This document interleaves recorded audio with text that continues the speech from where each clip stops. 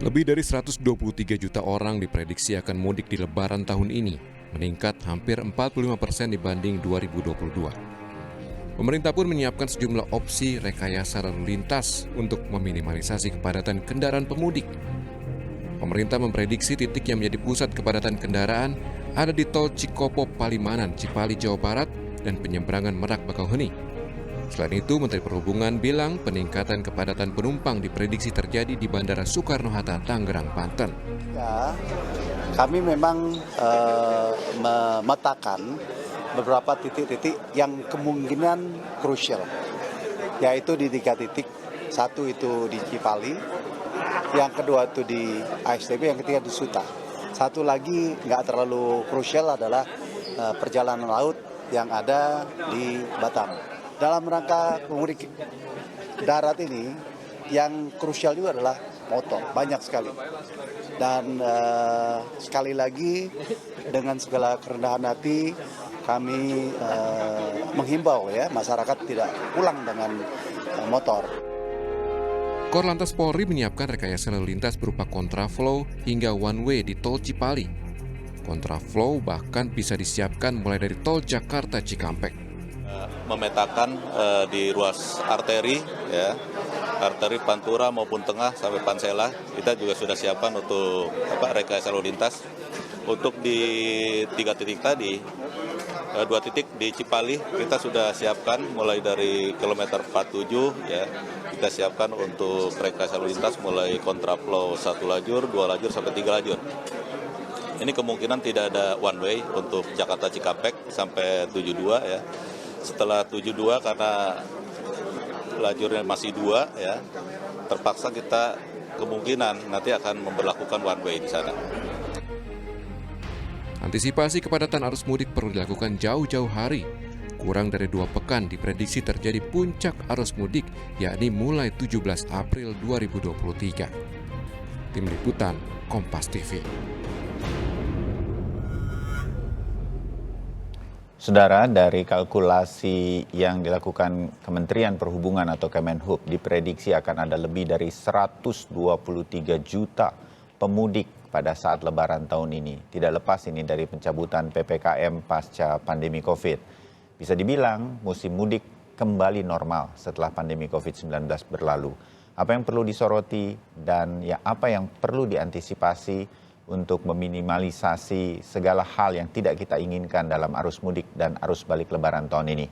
Kita akan bahas dan sekaligus ini menjadi imbauan bagi Anda, pemirsa Sapa Indonesia Pagi yang juga berencana untuk melakukan mudik dan tentu nanti balik lagi ke kota-kota besar termasuk Jakarta. Kami akan bahas bersama Dirjen Perhubungan dari Kementerian Perhubungan, Dirjen Perhubungan Darat dari Kementerian Perhubungan, Bapak Irjen Pol Hendro Sugiatno. Kemudian hadir juga pengamat transportasi Joko Setiowarno. Nanti akan bergabung anggota Komisi 5 DPR H.A. Bakri. Pak Hendro, selamat pagi. Pak Joko, selamat pagi. Salam sehat untuk kita semua. Selamat pagi, Mas Mas Bayu. Ya. Pak Hendro, selamat pagi. Ya. Selamat pagi, Pak Joko. Selamat pagi, Pak. Sehat selalu semuanya. Oke, kita mau ngobrol. Sekalian nanti ada imbauan-imbauan terutama dari Pak Hendro dan juga Pak Joko ya. Pak Hendro, tugas berat nih, Bapak langsung normal kondisi arus mudiknya ketika Bapak menjabat nih di Kementerian Perhubungan untuk Dirjen Perhubungan Darat. Tapi masalah-masalahnya sebetulnya karena Bapak sempat di Lampung sebagai Kapolda juga sudah tahu sebetulnya antisipasinya, saya meyakini itu. Nah, apa yang sudah disiapkan dan kemarin juga sudah dibahas bersama Komisi 5 DPR, Pak Hendro, yang nanti sudah diperkirakan dari semacam survei atau apa yang sudah dilakukan Kemenhub, salah satunya adalah akan ada 123 juta lebih pemudik nih. Nah, dengan situasi ini sudah dibayangkan apa saja? Adakah hal-hal baru yang akan menjadi antisipasi, Pak Hendro? Terima kasih, Mas Bayu. Ya. Jadi dari 123 juta itu pergerakan nasional. Kalau kita lihat kita sekarang fokus ke Jawa karena ini paling banyak, Setuju. terutama Jabodetabek. Jabodetabek itu kemungkinan hasil survei itu 18,7 juta yang akan bergerak dari Oh, Jabodetabek. oke. Ada dua pergerakan, yaitu ke timur dan ke barat. Hmm. Kalau ke timur itu menggunakan paling banyak adalah menggunakan jalan tol. Ya, Itu survei paling banyak. Dan dominasi kendaraan pribadi 22% dan sepeda motor 20%. hmm, Itu pergerakannya. Jadi cukup tinggi dibandingkan tahun kemarin. ya, Bagaimana antisipasi untuk wilayah timur yang pergerakan ke Jawa Tengah, Jawa Timur, dan Jogja? Untuk di jalan tol itu strateginya sama. hmm, Yang pertama tentunya kita ada pembatasan angkutan barang itu setiap tahun ada. oke. Dan strategi yang kedua adalah kontraflow. Kontraflow karena jalan di Jakarta Cikampek itu sudah 4 lajur, tapi Ya, di Cipali, Cikampek Palimanan itu masih 2. hmm, Maka di Jakarta Cikampek itu kemungkinan strateginya yaitu kontraflow. ya, Nanti ke timur itu strateginya mungkin one way. Itu lihat situasi dan perhitungan-perhitungan, ada parameter-parameter yang untuk menghitung itu, hmm, dan kebijakan kontraflow dan one way itu kebijakan di lapangan nanti dari Korlantas. ya, Karena kalau tidak di strategi kontraflow dan one way itu nanti akan terjadi bottleneck antara Jakarta Cikampek dengan Cikampek Palimanan karena oke. perbedaan jumlah lajur. Ya, Itu sudah diantisipasi dengan baik, dan hari ini kami akan TFG dengan Korlantas dan pengelola jalan tol bagaimana untuk mengatur strategi itu. hmm, Jadi untuk yang balik ke Jakarta, ya, yang untuk kontraflow itu tidak semua lajur, akan disisakan 2 lajur yang akan kembali yang akan ke Jakarta mungkin dari Bandung, atau bis yang dari Jawa Tengah, Jawa Timur akan mengambil penumpang ke Jakarta, nanti akan disiapkan 2 lajur yang akan bisa digunakan untuk kembali ke Jakarta. Tidak ada penutupan total atau one way di Jakarta Cikampek. hmm, Dan maksimalkan yang lebih penting juga adalah rest area. Rest area nanti ya, akan dimaksimalkan. Jadi tidak ada masyarakat yang kami juga mengimbau masyarakat tidak berhenti di bahu jalan, tapi masuk semua ke rest area. Jadi rest area nanti masuk semua diisi penuh karena truk itu sudah tidak boleh berjalan dan akan dibersihkan rest area dari parkir kendaraan berat. hmm, Jadi maksimal dimaksimalkan. Itu yang ke arah timur. Kalau oke. ke arah barat itu yang adalah di Merak dan Ya. Bakauheni. Tol Jakarta Merak sampai Jakarta ke Merak, Pelabuhan Bakauheni ya nanti. ya Merak. Jadi kalau ada penumpukan di Merak, iya, karena itu pergantian moda dari Ya, darat, dia akan beralih ke laut, itu pasti. hmm, Untuk mengantisipasi itu adalah satu, di Pelabuhan Merak sudah ada pelebaran area parkir. Mungkin ada penambahan 1.250 kendaraan atau penambahan. Yang oh kedua, oke. kita juga menggunakan Pelabuhan Ciwandan. Hmm, Ciwandan di H-7 itu sudah diberlakukan sama dengan Merak. Jadi Ciwandan itu bukan pelabuhan alternatif, ya, tapi dipergunakan sama dengan Pelabuhan Merak. Dan oh, hasil perhitungan kemarin tentang visi rasio di Merak itu masih di bawah 7 lah, 0,7. Jadi masih bisa, mudah-mudahan bisa menampung. Nanti ya, di pembagiannya adalah di Cilegon Timur. Di Cilegon Timur hmm, nanti akan ada pembagian mana yang ke Merak, mana yang ke Ciwandan. Tapi hmm, untuk sepeda motor ya, itu akan diarahkan ke Ciwandan. Jadi oh, sepeda motor nanti kita akan memanusiakan saudara-saudara kita yang menggunakan sepeda motor. Nanti akan ada kapal tersendiri hmm, dari Ciwandan bisa ke Bakauheni, milih, dan bisa ke Pelabuhan Panjang di Bandar Lampung. Tinggal memilih oh, masyarakat kita yang menggunakan sepeda motor. Kita akan memanusiakan itu. ya, Jadi kita mengharapkan nanti sepeda motor itu tidak bergabung dengan kendaraan-kendaraan yang lain. hmm, Itu yang strategi yang yang sudah kita kerjakan. Ya, oke, menarik untuk ke arah barat karena nanti akan menyeberang. Ada pelabuhan-pelabuhan, kalau dulu masih disebut sebagai pelabuhan alternatif selain Merak, sekarang bukan alternatif ya Pak Hendro. Ini pelabuhan Ya, yang betul. dipakai betul-betul untuk arus mudik. Pelabuhan Ciwandan di Cilegon Timur nanti akan dikeluarkan. Dan di pelabuhan ini motor yang akan mudik ke Sumatera juga akan lewat sini dan ada feri khusus atau kapal khusus untuk mengangkut pemotor. Oke, Ya. kita sudah dapat bayangannya ini. Yang ke timur dan ke barat di Pulau Jawa masih cukup tinggi motornya 20% sebagai sebuah perkiraan. Imbauan terus dilakukan. Mudah-mudahan yang menyaksikan Sapa Indonesia pagi hari ini kalau mau naik motor bisa mengganti Ya, sedemikian rupa karena paling aman ya kan. Kita mengimbau tidak pakai sepeda motor lah. Kami Betul. juga menyiapkan mudik mengangkut sepeda motor dari truk maupun kapal itu sudah siapkan gratis untuk kita mengangkut sepeda motor. Oke. Nah, Mas Joko, ini upaya-upaya yang kita sudah dengar sedemikian rupa untuk mengantisipasi normal kembalinya arus mudik dan arus balik. Tidak terlalu berbeda dengan upaya-upaya kita dalam mengantisipasi arus mudik sebelum pandemi juga begitu. Ada sesuatu mungkin yang menjadi catatan Mas Joko untuk mengantisipasi kali ini. Ini euforianya saya meyakini akan cukup tinggi untuk pulang kampung kali ini karena sudah nggak ada COVID istilahnya. Mas Joko. Ya, tahun lalu itu sebenarnya sudah semi lah. Semi kita menghadapi full mudik. Ya, Ya, bisa Nah, dibilang tahun berarti lalu kita udah kalau latihan ya, Mas Joko. sudah. Jadi tahun lalu memang ada sisi positifnya, keselamatannya makin baik. Ya. Oke, Yang jelas itu kalau mudik itu tidak mungkin perjalanannya seperti tidak mudik. iya. Ya, kalau lancar-lancar aja nanti pemudiknya nggak ada ceritanya. Kalau ditanya keluarganya berapa jam, nah itu kan Iya, biar ada ceritanya lah. oke. Tapi kalau saya lihat tahun lalu itu setelah terhubungnya tol Trans Jawa di Jawa dulu ya, Ya, itu Trans Jawa terhubung itu memang waktu perjalanan ketika mudiknya ini saya ambil contohnya dari Jakarta Jabodetabek menuju Solo sekitarnya lah. ya. Itu dulu sebelum ada terhubung itu 30 sampai 35 jam. Hmm, Ya.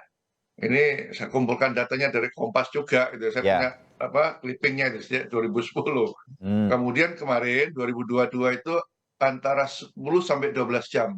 Oh, Solo dalam sekitarnya. keadaan arus mudik gitu ya dengan ada kemacetan. Arus mudik. Hmm, Ya, sama-sama arus mudik sebelum tol terhubung dan sesudah. Oke, Ya. Ya, mudah-mudahan patokannya selalu Solo lah. Solo yang ya. jarak menengah ya.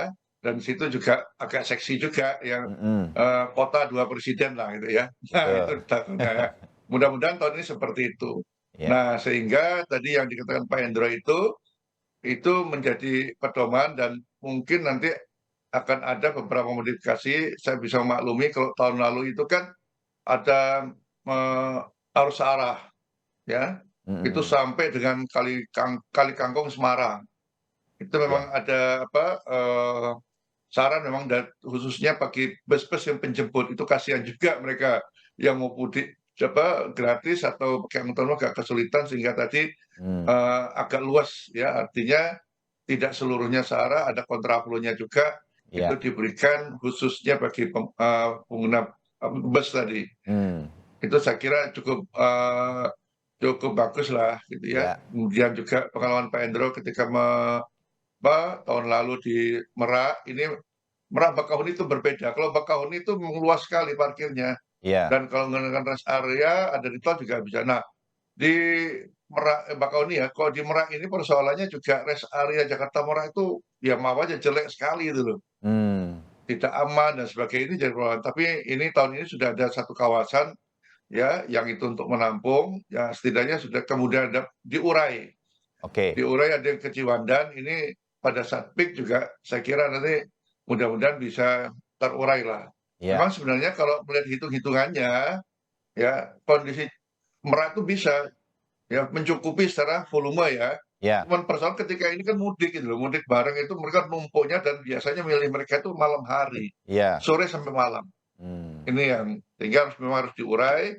ya. Nah, setidaknya dalam mudik ini ada 5 hal harus diperhatikan. Saya bilang, pertama kondisi rest area di jalan tol, kedua tadi penyeberangan, ketiga sepeda motor untuk mudik pasti Ya. banyak, Mm-mm. keempat mudik gratis. Nah, ini mungkin Jarod nanti punya metode baru karena ada hal yang baru juga. Kemudian yang kelima, mengelola jaringan jalannya, entah itu tol maupun yang arteri. Ya. Gitu, Mas Bayu. Oke, terbayang Mas Joko ya. Berarti kita sudah punya latihannya, terutama dalam musim mudik kemarin, ada antisipasi-antisipasi yang membuat situasi arus mudik dan arus balik aman dan terkendali.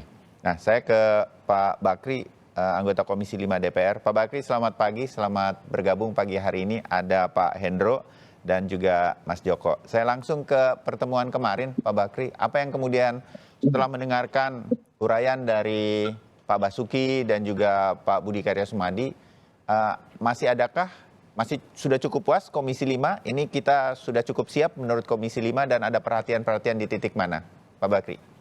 Ya, baik. Terima kasih, Mas. Tentunya. Selamat pagi, menjelang siang seluruhnya. Ya. Saya hormati juga ini Pak Hendro, kemarin juga bareng rapat Pak Joko. Baik, saya pikir memang rapat kali ini, saya pikir persiapan pemerintah cukup baik ya. Ya. Oleh sebab itu kelihatan kemarin pada saat kita rapat persiapan Lebaran, kita tahu bahwa tahun ini cukup panjang. Apa yang disampaikan oleh mitra kami, terutama seperti Kementerian Perhubungan yang menjadi stakeholder daripada persiapan Lebaran ini cukup bagus ya. Oke. Saya pikir karena pengalaman daripada menterinya ini ya sudah sering menangani Lebaran. Ya. Menterinya juga sudah hampir 2 periode. Jadi Lebaran itu sudah menjadi hal yang biasa bagi Pak Budi Karya. Apalagi kalau Pak Hendro yang pengalamannya yang di kepolisian, saya pikir ya. Ya. Begitu juga dengan kawan-kawan dari Basarnas dan BMKG yang mengantisipasi kalau terjadi sesuatu dan juga terjadi sesuatu cuaca yang ekstrim. Jelas bahwa rekayasa lalu lintas yang dilakukan oleh Kakor Lantas juga cukup bagus. Ya. Sudah tuh dari PU juga persiapan jalan-jalan yang mereka cukup matang ya. Tidak ada lagi perbaikan-perbaikan jalan pada saat mau Lebaran dan mereka sudah memulai perbaikan-perbaikan itu. Nah itu Mas, jadi saya pikir memang mudik yang cukup panjang ini memang harus betul-betul bisa dinikmati oleh masyarakat Indonesia ya. Karena kita tahu kata tadi Pak Joko bahwa sudah tidak ada lagi COVID ya, mudik sudah diperbolehkan, pemerintah sudah memperpanjang mudik ini Lebaran ini, cuti ini, sehingga betul-betul kita berharapkan semua mitra daripada Komisi 5, saya pikir kita perlu adanya koordinasi yang matang. Dari dulu kita selalu menyampaikan bahwa koordinasi yang sangat perlu di antara mereka-mereka ini. Jangan sampai ada masing-masing bergerak. Ya, koordinasi daripada masing-masing mereka. Jangan sampai ada jalan sendiri-sendiri. Karena kalau sudah jalan sendiri-sendiri ini tidak bulat barang nih. Kalau tidak bulat, susah menggelindingnya Mas. Ya, setuju. Apalagi liburnya cukup lama ini. Oleh sebab itu kita doakan apa yang menjadi rencana-rencana pada pemerintah mudah-mudahan bisa berjalan. Prinsipnya Komisi 5 insya Allah dalam waktu dekat ini juga akan turun meninjau seperti biasa. Melihat pelabuhan-pelabuhan penyeberangan seperti di Merak, ya di wilayah Jawa, termasuk juga mungkin di Indonesia Timur, itu akan kita tinjau, termasuk juga bandara ya. Kita tahu bahwa Bandara Soekarno itu menjadi bandara sentral. Kita juga berharap bahwa semua bandara-bandara bisa mendukung. Yang unik lagi Mas, kami kemarin itu sedikit juga pada saat acara belum selesai itu, pimpinan Komisi 5 menyampaikan, nah ini tiket. Nah tiket nih jangan sampai berbondong-bondong pingin mudik Lebaran, tapi tahu-taunya pas pergi mau membeli tiket baik itu bus, udara terutama, jangan sampai ada lonjakan-lonjakan yang terlalu tinggi sehingga membuat akhirnya gara-gara tiket orang tidak bisa mudik. Nah oleh sebab itu ada batas tertinggi oleh pemerintah yang disampaikan, ini mudah-mudahan bisa diterapkan. Tapi yang jelas kita sama-sama deh, sama-sama kita awasi, setiap ada permasalahan selalu dikoordinasikan oleh pemerintah. Ya, Kami yakin, percaya insya Allah mudah-mudahan di bawah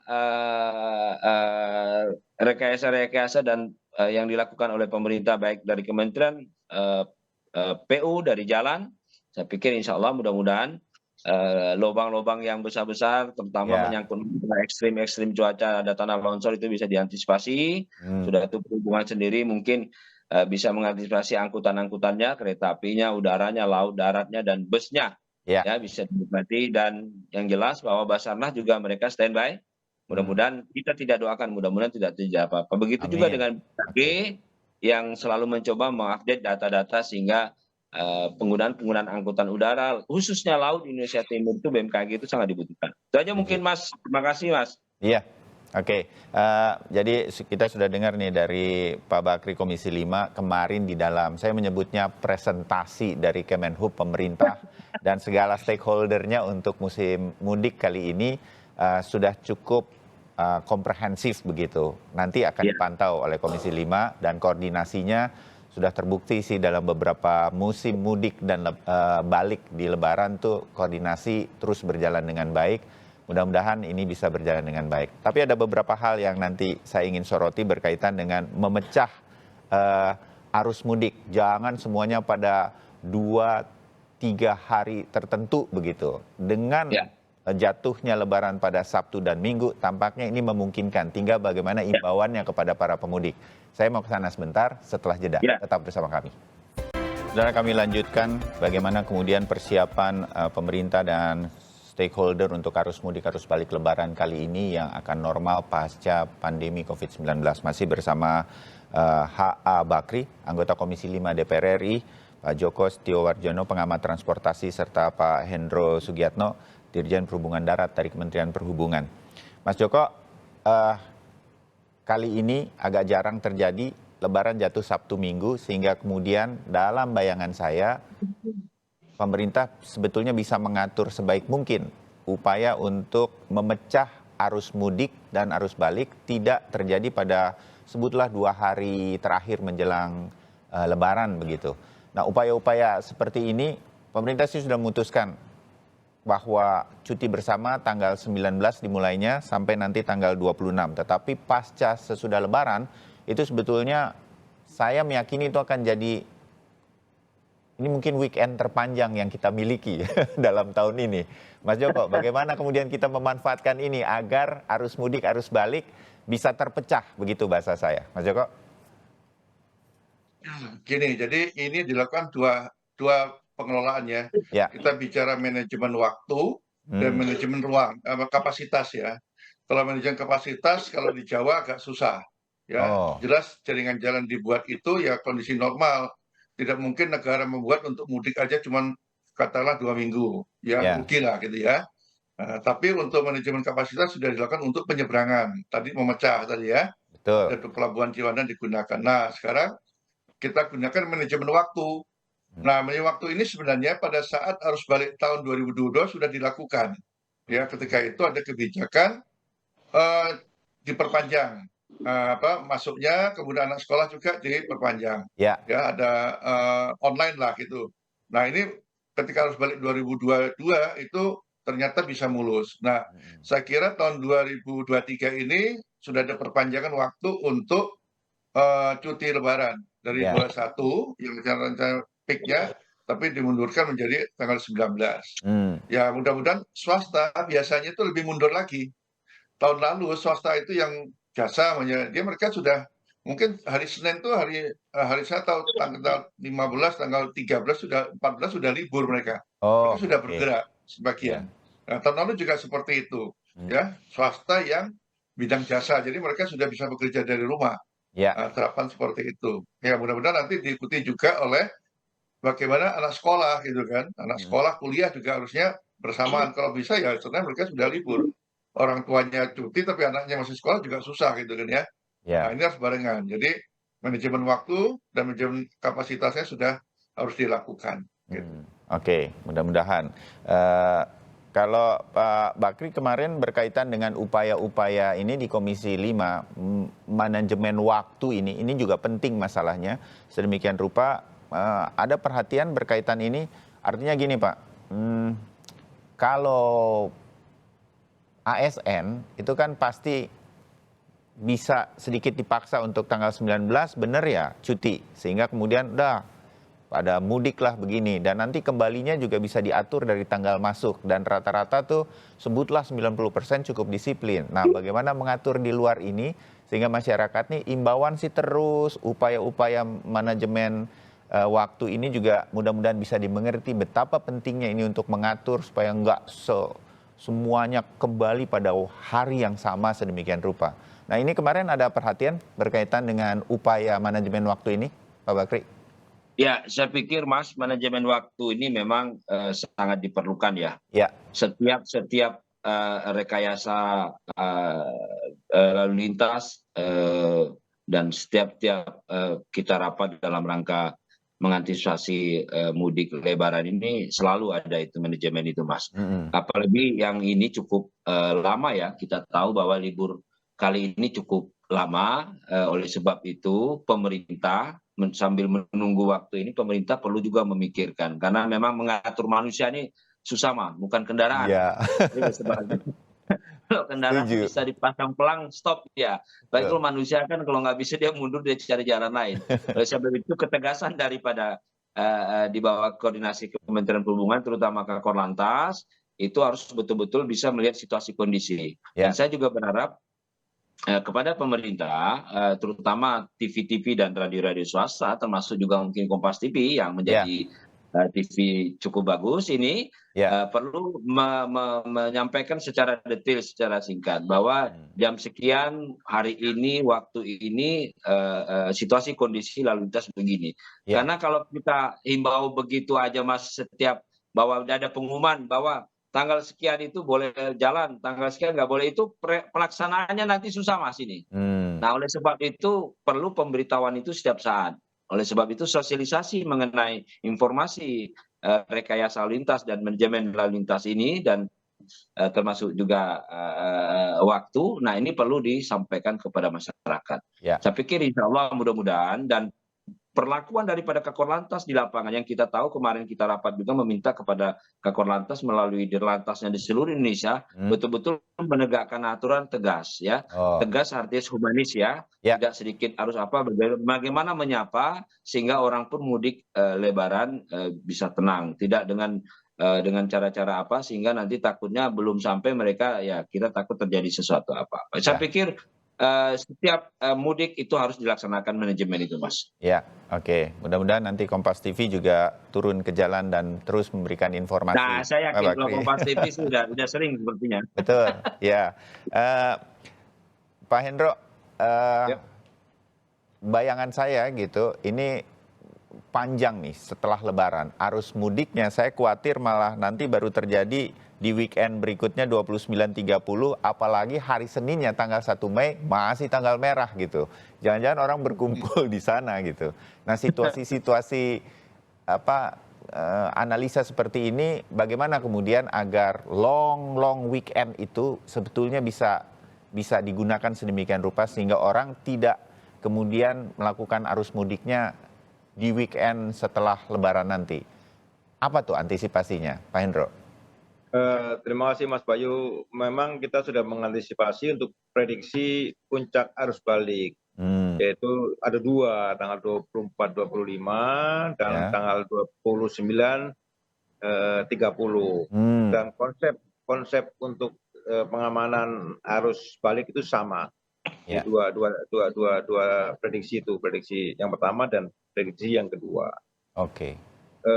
Kami juga menghimbau bagi pemudik itu juga bisa mengatur waktu kepulangannya. Dia bisa membaca dan melihat website atau aplikasinya dari Kementerian Perhubungan. Jadi kalau Pak Hendro bilang kemungkinan pertama 24, 25 dan 29, 30 pagi ini kita imbau hindari tanggal-tanggal tersebut, dicari di tengah-tengahnya, kira-kira gitu ya Pak Hendro, sehingga kemudian bisa terpecah ya. Ya, kalau liburnya kan 24, 25 masih libur, 29, 30 libur, 26, 27, 28 kan sudah masuk kerja gitu. Ya. Jadi mungkin kebijakan kita begini, kita sudah mengatur tentang libur bersama, mundur 1 hari. Itu salah satunya adalah untuk mengatur. Tapi Oke. kembali lagi kepada pemilik-pemilik tenaga kerja. Kalau misalnya tanggal 19 sudah dinyatakan libur, harapannya tentunya THR itu kalau memang itu ya tanggal 14, 17 sudah selesai. Jadi lebih awal dia bisa pulang. Kembalinya juga gitu. Ya. Kan begitu. Kalau kita sudah mengatur tanggal, tapi orang yang memiliki tenaga kerja untuk mudik tidak mengatur waktunya juga nanti akan bisa bersamaan kan? Ya. Oke. Nah, itu juga perlu diimbau itu. Ya. Kembalinya juga begitu juga. Kembalinya kan tanggal 26, 27, 28 juga masuk kerja gitu ya, jam kerja. Itu juga dari perusahaan mungkin bisa ada toleransi untuk bisa membagi waktu kembali bagi pekerja-pekerja yang melakukan mudik gitu. Kan Ya. paling banyak kan pekerjanya. Sehingga Oke. bisa dibagi di 29, 30 sama 24, 25 itu bisa terbagi. Mudah-mudahan dua prediksi itu bisa terbagi mudah-mudahan. Oke, ya mudah-mudahan ya, masyarakat harus melihat dan bisa membayangkan mana yang kira-kira akan ramai arus mudik dan arus balik nanti, dan hindarilah tanggal-tanggal itu. Mudah-mudahan ini terpecah. Ini imbauan lah pagi hari ini. Mas Joko, gini, hari ini Harian Kompas juga menurunkan headline lonjakan arus mudik Lebaran diantisipasi. Salah satunya yang kemudian menjadi perhatian adalah harus tetap ada peningkatan layanan, kenyamanan, dan jaminan keamanan. Dari sisi ini, di titik mana biasanya, saya nggak bilang bahwa setiap tahun kita sudah ada terus perbaikan, mempertahankan apa yang sudah didapat begitu lancar dan cukup aman begitu.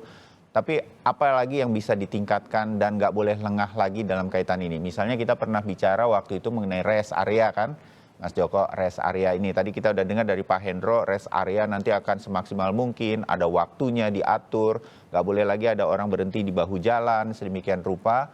Nah, ini pelan tapi pasti kan sudah mulai terjadi. Apalagi Mas Joko, sehingga layanan, kenyamanan, dan keamanan ini bisa tetap terjaga dan makin baik. Mas Joko? Ya, tentunya mengajak Pemda ya. Oh, Pemda. Pemda, nah ini penting. Saya kemarin lihat di Jawa Tengah itu di jalan provinsi ada rest area yang cukup bagus. Artinya ini bisa alternatif lah bagi yang dari Jabodetabek ingin ke Magelang umpamanya ya. Itu nanti bisa keluar di tol Salatiga atau di Bawen. Nah, di situ tidak jauh nanti kalau dia lewat jalan nasionalnya, arteri nasionalnya itu padat, dia bisa lewat jalan provinsi. Nah, di Jawa Tengah itu beberapa jalan provinsi itu tersedia rest area. Itu bisa dimanfaatkan kalau jalan jauh ya. Ya. Nah, semoga ini juga bisa dibuat di Jawa Barat. Saya tuh agak khawatir lah Jawa Barat ini. Perhatian transportasinya minim kok dibandingkan yang Jawa provinsi lainnya di Pulau Jawa. Ya, ini mestinya jalan-jalan jangan mengandalkan nasional semua. Jadi jalan kabupaten, jalan provinsi ini juga dibenahi lah. Ya. Ya, ini penerangan jalannya, rambu penunjuk jalan itu penting sehingga bisa untuk 24 jam. Oke. Memang Ya. kalau ke Lampung ini Pak Hendro tahu lah segi keamanannya apa ya. Mudah-mudahan tahun ini ada peningkatan untuk di sana sehingga yang mudik ke Lampung pun dia berani malam hari. Oke. Tapi tentunya perlu pengawasan juga. Tapi setidaknya ada peningkatan keamanan. Tapi kalau kenyamanan jelas tidak senyaman tidak mudik, itu harus kita Pasti. beritahu. Yang penting selamat, itu yang penting. Amin. Kita lihat nanti angka keselamatan mudah-mudahan turun, itu yang menjadi perhatian sebenarnya. Makanya kita tuh mendorong adalah bagaimana mulai tahun ini pemerintah melarang anak-anak untuk dibawa ini pakai sepeda motor, melarang. Jangan dihimbau lagi. Ya, kalau sepeda motor ilegal ya, tapi melarang mereka. Dan mudik menggunakan motor ini kan pemerintah sudah menggunakan kapal laut. Nah, ini kapal ini kami dapat informasi baru terisi 50% yang kapal laut. Jadi masih kosong sebenarnya. Itu harus didorong lagi, makanya kami minta Kementerian Perhubungan mulai tahun ini ada survei terhadap pemudik. Ini belum pernah dilakukan. Terutama pemudik gratis, sehingga kita akan tahu profil pemudik gratis itu seperti apa. Yang darat, yang kereta api, yang laut. Nah, dari itu nanti kebijakan bisa dibuat untuk tahun depan. Ya. Untuk berikutnya, kantornya di mana saja yang bisa nanti dimasuki sehingga bisa maksimal lah mudik gratis ini. Ya. Karena tahun lalu kami mencoba melihat dapat informasi juga, ternyata tahun lalu 40 bis gratis tidak diberangkatkan. Karena apa? ini yang mudik kereta daftar itu banyak, bisa banyak tempat. Nah, tahun ini mungkin tidak bisa lagi kan. Nah, apalagi nanti dia daftar, dia lihat ini perusahaan ini kasih apa bingkisannya lebih besar daripada perusahaan ini. Nah, dia pindah gitu loh. Itu yang tahun lalu. Iya, ya. Ini, oh. Kata Pak Bakri kan Sehingga- tadi itu, mengatur kendaraannya gampang nih, orangnya yang susah. Apalagi maaf Pak Bakri ya, tahun ini kan tahun politik itu pasti partai-partai ada mudik gratis tuh. Wah, Nah, itu yang harus bisa. Iya, itu yang harus dihimbau itu supaya semua. Kok bayangin Pak kalau seandainya ada 10 partai, satu partai nyiapin 100 lumayan itu. oke. Iya, Ya. momen ini harus Nggak apa-apa sih dimanfaatkan. sebenarnya. Yang jelas saya kalau ke Jambi itu bisa gratis sampai ke Merak itu Pak. Oh gitu ya, oke. Sudah Ya, saya sudah kira nggak promosi, ada masalah. Yang Pak penting Bakri. tadi ya, kalau satu orang daftar dapat satu, jadi tidak boleh daftarnya double. Oke, Ya, ya, Karena boleh. banyak yang Tergantung mau bonus kok. ya Pak ya, tergantung bonus ya Pak ya. Ah, iya. ya. Ya kalau nanti tolnya sampai Jambi Pak, buatkan gitu Pak. Oh Mudik gratis sampai Jambi. sebentar lagi Pak. Insya Allah Pak, Ya. insya Allah. Oh, Insya Allah. Kalau amin. Jambi, tinggal Mudah-mudahan. Jambi aja yang belum lagi di Indonesia ini Pak. Ya, Ya, jadi mudik gratis nggak hanya ke Jawa tapi ke Sumatera juga ya. Ya. Sampun Pak, sampun Pak. harus. Sampun, Pak Joko, Ya, kita Pak Hendro. titipkan ini salah satunya sama Pak Bakri. Sedikit Iya. waktu saya terbatas, Pak Hendro, mungkin imbauan dan masukan-masukan tadi dari Mas Joko, mungkin ini akan menjadi apa namanya upaya-upaya juga untuk perbaikan mudik tahun ini serta imbauannya. Silakan, Pak Hendro. Terima kasih Mas Bayu. Kami juga mengimbau yang pertama nomor satu sampai katakan Pak Joko adalah masalah keselamatan itu faktor yang paling utama. Ya. Dan kurangi menggunakan sepeda motor karena sepeda motor bukan diciptakan untuk jarak jauh. Ya. Ya. Dan Tapi sudah tahun ada- ini belum dilarang ya bawa anak-anak sebagai masukan dari Mas Joko tadi. itu sebenarnya sudah dilarang. Oh, Kita melarang untuk oke. menggunakan sepeda motor. Kami juga mengimbau juga Komisi Perlindungan Anak juga ikut aktif Ya. mengimbau untuk tidak dilakukan mudik dengan sepeda motor. Dan kita bersyukur tahun ini banyak sekali yang menyelenggarakan mudik gratis. Mudah-mudahan Oh. itu bisa dimanfaatkan maksimal. Ya. Gitu ya. Kalau toh harus terpaksa dengan sepeda motor, ya istirahat itu nomor satu. Harus istirahat. Ya. Yang kedua juga untuk memperlancar juga bagi kendaraan-kendaraan yang dibatasi untuk beroperasi angkutan barang, tolong untuk menaati. Dan yang ketiga di jalur arteri ada pasar-pasar tumpah yang pada saat arus mudik mohon juga bisa pemerintah daerah bisa menertibkan itu sehingga semua dapat berjalan dengan baik. Yang penting mudik aman dan berkesan. Iya. Amin. Mudah-mudahan upaya-upaya dan Kita berupaya. usaha-usaha Pemerintah kita berupaya. bersama untuk menyelenggarakan arus mudik dan balik tahun ini yang sudah normal nih pasti akan lebih banyak, aman dan nyaman ini bisa terselenggara dengan baik. Bisa dengan koordinasi dan kerjasama kita. Pak Hendro, Mas Joko, Pak Bakri, terima kasih. Kita Baik. pasti ngobrol lagi Terima nanti kasih. menjelang atau sesudah Kasih. Komisi 5 nanti memantau situasi menjelang arus mudik. Terima kasih, kita Baik. ketemu lagi. Terima Salam sehat. kasih. Terima kasih Mas Bayu. Assalamualaikum. Pak Ya, Hendro, Pak Waalaikumsalam Joko, warahmatullahi wabarakatuh. Semuanya ya.